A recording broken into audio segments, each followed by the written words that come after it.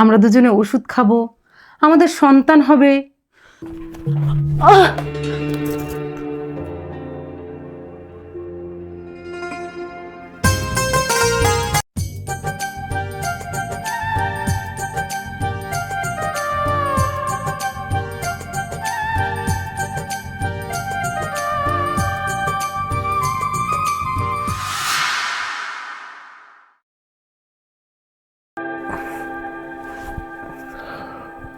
কি হলো, উঠে বসলে যে? আর কি এত চিন্তা করছো? ভাবছি আমাদের তো অনেকদিন হয়ে গেল বিয়ে হওয়া, এখন পর্যন্ত একটা সন্তানের মুখ দেখতে পারলাম না। তো সেটা কি আমার দোষ? তবে কি আমার দোষ? আরে আমি তো নিয়ম মতন ওষুধ খাচ্ছি, কিন্তু তুমি তো খাও না। বাদ দাও তো তোমার ওষুধ। আমি যে ওষুধ আনবো সেটা আমরা দুজনে খাবো, ঠিক আছে? ঠিক আছে, না, এখন শুয়ে পড়ো। তুমি যেটা বলবে সেটা হবে। লক্ষ্মী বউ আমার, আসো আমরা শুয়ে পড়ি। ঠিক আছে।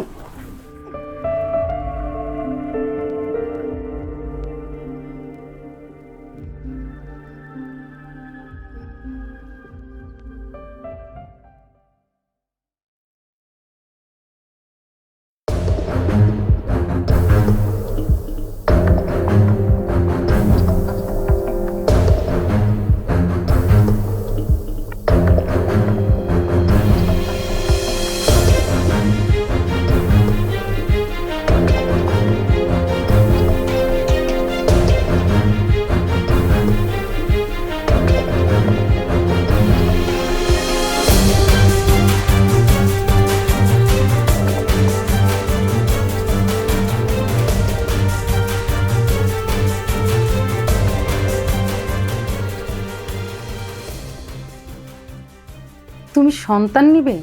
সন্তান?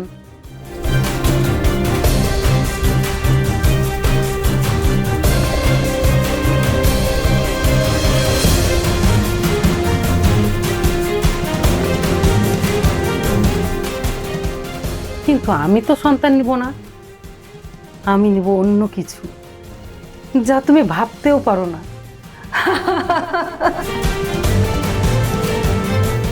কি বাবা রীতা, তুমি একা একা হাসছো কেন? হাসছি এই ভেবে যে আমরা দুজনে ওষুধ খাবো, আমাদের সন্তান হবে, তারপরে আমরা দুজনে মিলে সেই সন্তানকে আদর করব। হ্যাঁ রীতা, তুমি ঠিকই বলেছ।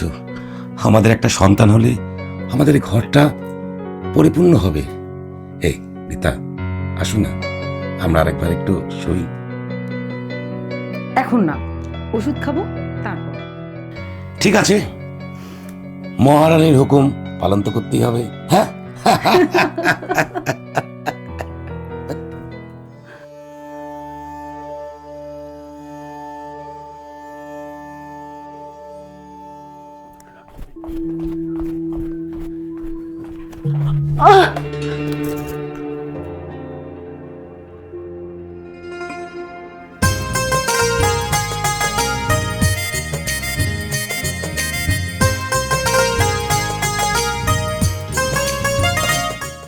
আপনি?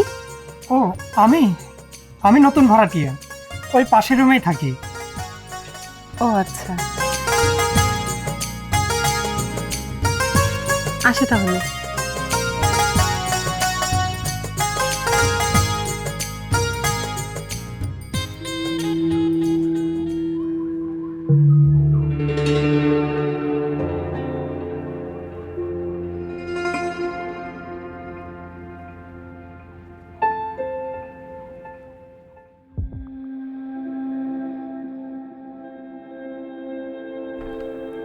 কি ওষুধ দিয়েছেন? কোনো কাজ করছে না? ওষুধের পাওয়ার ঠিকই আছে, কিন্তু দুধের সাথে খাওয়ালে কোনো কাজ হবে না, ডাইরেক্ট খাওয়াতে হবে। এখন থেকে ডাইরেক্টই খাবে। ভালো ওষুধ দেন আপনি। আমি আগামীকাল ওষুধ পাঠিয়ে দেব। আচ্ছা আচ্ছা, ঠিক আছে, আপনি অবশ্যই পাঠিয়ে দিবেন।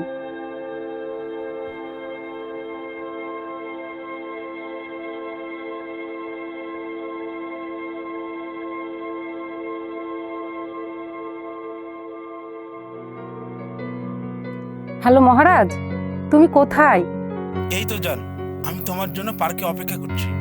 একটু অপেক্ষা করো যান, আমি চলে আসছি।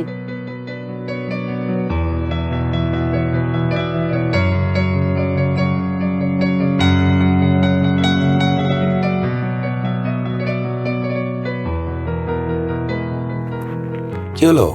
এসো। ওষুধ খেয়েছো? না। ওষুধ খাও তারপরে।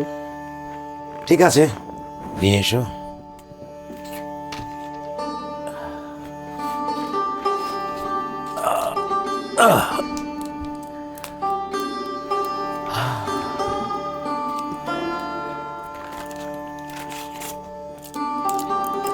আচ্ছা, তুমি খেয়েছো? হ্যাঁ আমি খেয়েছি। আচ্ছা, দাও।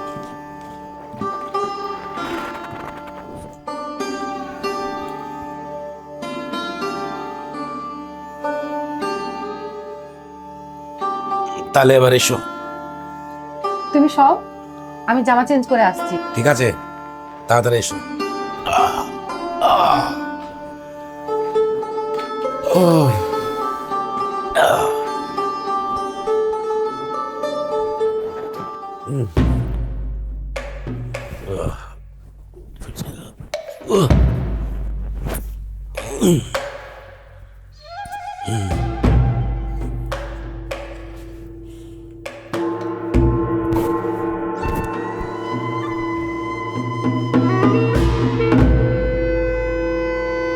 কি হলো, ঘুমিয়ে পড়লে?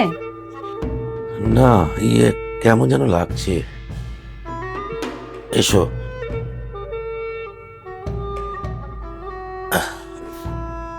ইয়ে আমার কেন যেন ঘুম পাচ্ছে।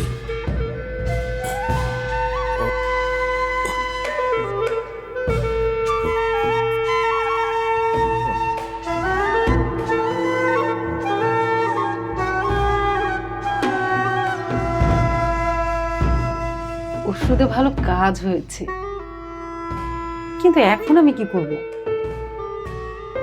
পাশের ঘরের ছেলেটা আমার চোখে নেশা ধরিয়ে দিয়েছে, দেখে ও কি করছে।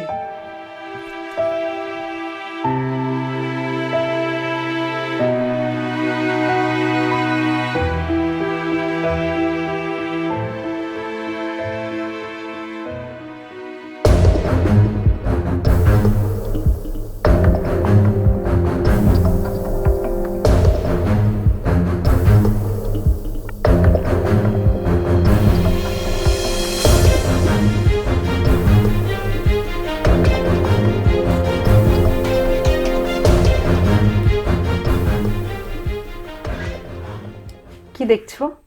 এ কি ভাবি, আপনি কি মনে করে এত রাতে?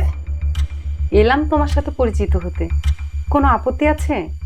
না না, আপত্তি থাকবে কেন? তার ছবি দেখছিলে বুঝি? হ্যাঁ। কি ছবি দেখছিলে? না, কিছু না। কি ছবি দেখানো যাবে? না। নায়িকা আমার থেকেও সুন্দরী? হ্যাঁ। না না, আসলে আপনি বেশি সুন্দরী। তাহলে আপনি আমাকেই দেখুন। কিন্তু কোনো কিন্তু না, তোমার ভাইয়া ঘুমোচ্ছে, তাই আমি তোমার কাছে চলে এলাম। ভাইয়া জেগে গেলে মাইন্ড করবে। মাইন্ড করবে না, এতদিন হয়ে গেল বিয়ে করেছি, এখন পর্যন্ত একটা সন্তানও দিতে পারলো না।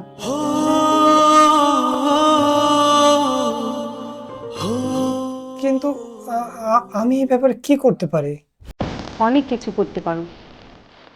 ফাঁকা ঘরে একটা মেয়ে কেন এসেছে বুঝতে পারছো না?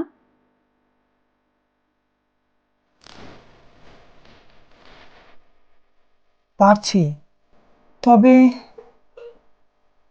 আমি দরজাটা লাগিয়ে আসি।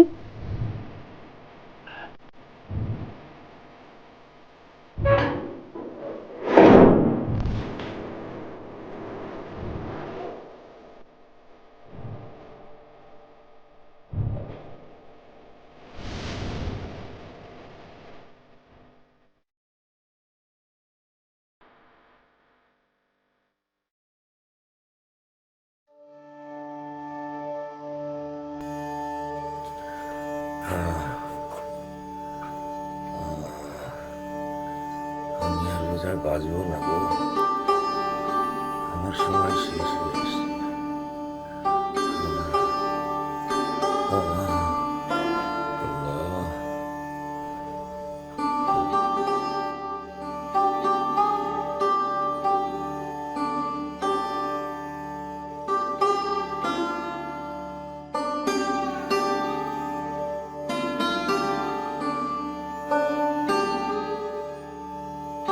ও ভালো হরিতা। মিজান ভাইয়ের কি হয়েছে ভাবি? স্টক করে প্যারালাইসিস হয়ে গেছে। ওহো, কয়েকদিন আগেই তো ভাই ভালো ছিল। ভাবি, আমি একটা কথা বলি শোনেন। ভাইয়ের যদি কোনো সমস্যা হয়, কোনো ডাক্তার, টাকা পয়সা লাগে, নির্দ্বিধায় আপনি আমাকে বলবেন, কোনো চিন্তা করবেন না। ভাই, আপনি সুস্থ হয়ে যাবেন, কোনো চিন্তা করবেন না। অনেক ধন্যবাদ ভাই, প্রয়োজন হলে অবশ্যই তোমাকে জানাবো। আচ্ছা ভাবি, তাহলে আজকে আমি আসি। এসো। আচ্ছা। তোমার কত কষ্ট হচ্ছে তাই না রীতা? কষ্ট তো করতেই হবে, তুমি আমার স্বামী না? তাই তো আমি চিন্তা করি। তুমি যদি এত কিছু ভেবে থাকো তাহলে এই বাড়িটা আমাকে লিখে দাও। এ কি বলছো রীতা তুমি? আমি ঠিকই বলছি, ভেবে দেখো, তোমার যদি একটা কিছু হয়ে যায়, তোমার ভাই বিদেশ থেকে এসে আমাকে কিছুই দেবে না, কারণ একটা সন্তান তুমি আমাকে দিতে পারোনি। তুমি তাহলে একটা ডেট করে নিয়ে এসো, আমি আমি সই করে দেবো।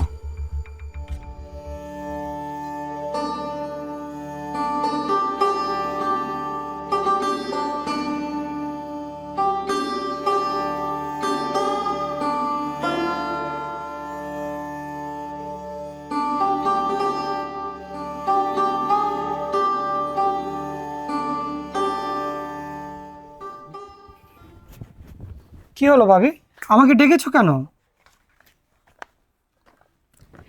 এই দলিলে যা আছে সবকিছু আমার নামে হবে, বুঝছো? কি বলেন ভাবি, আমি বুঝবো না?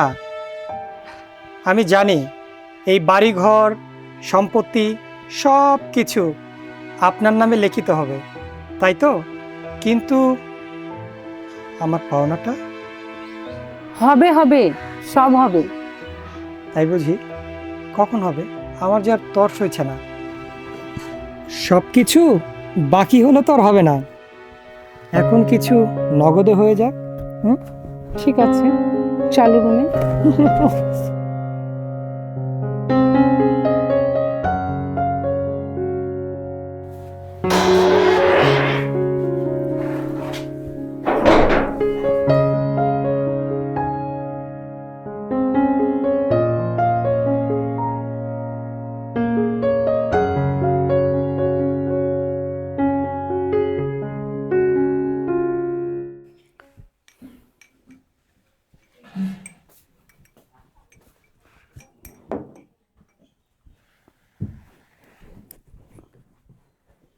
উঠো, গরম গরম দুধ নিয়ে এসেছি, খেয়ে নাও।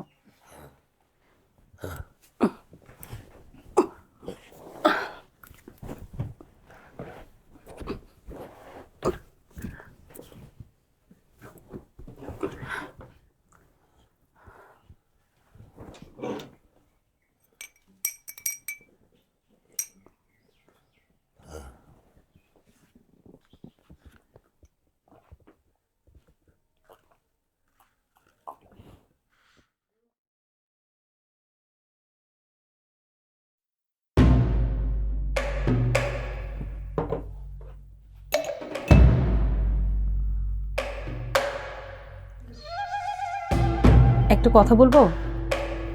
বলো। দলিলটা রেডি হয়ে গেছে, আনবো? নিয়ে এসো। আর কষ্ট করে যেতে হবে না ভাবি, আমি সব কিছু এখানে লিখে নিয়ে এসেছি। ভাই শুধু সই দিলেই হবে। ঠিকঠাক লেখা আছে তো? হ্যাঁ ভাই, ঠিকভাবে একদম লেখা। সই করতে হবে। এই যে এখানে এখানে।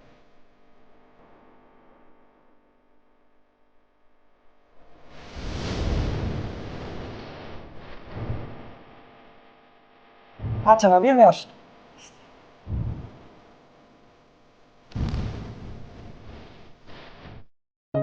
শোনো, সকল সম্পত্তি তো আমি তোমার নামে লিখে দিলাম, এবার আমার পাওনাটা। আমি তো তোমারই। চলো আমরা এখান থেকে চলে যাই, হ্যাঁ, তারপর একটা বড় কাস্টমার দেখে সব সম্পত্তি বিক্রি করে দিব, তারপরে দুজন মিলে। খুব মজা হবে। তুমি এক কাজ করো, হ্যাঁ, তোমার দামি দামি জিনিসগুলো ব্যাগের মধ্যে নিয়ে নাও, আর আমিও আমার জিনিসপাতি নিয়ে বের হয়ে আসছি। আচ্ছা ঠিক আছে, আমি আমার ব্যাগটা গুছিয়ে নিচ্ছি, তুমিও যাও, রেডি হয়ে আসো। গেটে অপেক্ষা করবো, ঠিক আছে? যাও।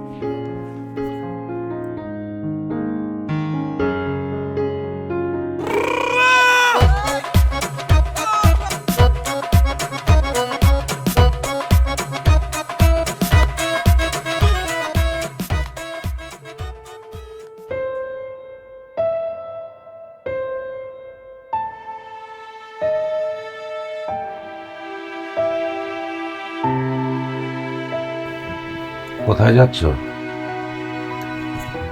আমি চলে যাচ্ছি। চলে যাচ্ছ মানে? কোথায় যাচ্ছ? চলে যাবো না তো সারা জীবন তোমার বোঝা বয়ে বেড়াবো? রীতা, আমি তো তোমাকে সব কিছু দিয়ে দিয়েছি। সেজন্য তো তুমি পথে ফকির। রীতা, রীতা, আমাকে ছেড়ে যেও না রীতা।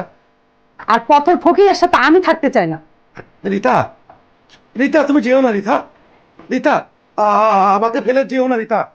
রীতা, আমার কথা শোনো রীতা। রীতা, রীতা, রীতা। রীতা,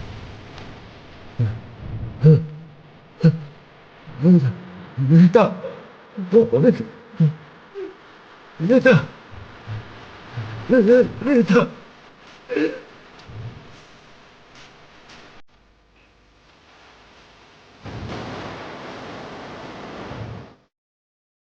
তুমি চলে এসেছো?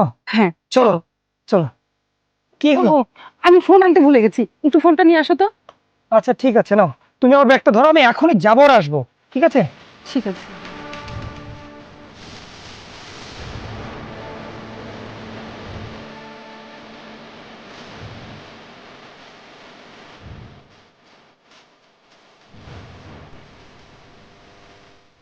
হ্যালো। আমার চেম্বারে চলে আসো, একা। ঠিক আছে।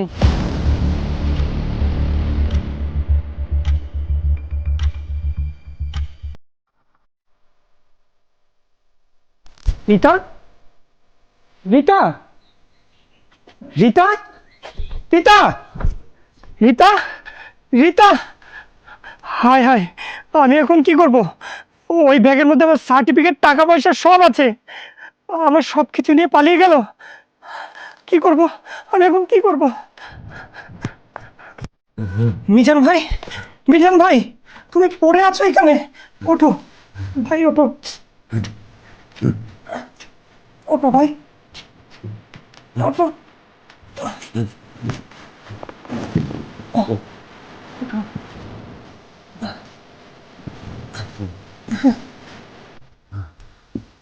মিজান ভাই, আমি তোমার অনেক বড় ক্ষতি করে দিয়েছি। তোমার জমি জমা সম্পত্তি সব সবকিছুই কান্নাবির নামে লিখে দিয়েছি। তুমি আমাকে, তুমি আমাকে মারো, মারো, মারো, মারো। শক্তি থাকলে কি ওই কালনা দেবী পালাতে পারত? মিজান ভাই, ওই কালনাগিনী আমার সার্টিফিকেট, আমার সোনা দানা, আমার টাকা পয়সা সব নিয়ে পালিয়েছে। এখন আমি কি করব? এখন আমি কি করব? এখন আমি কি করব? আমি কি করব?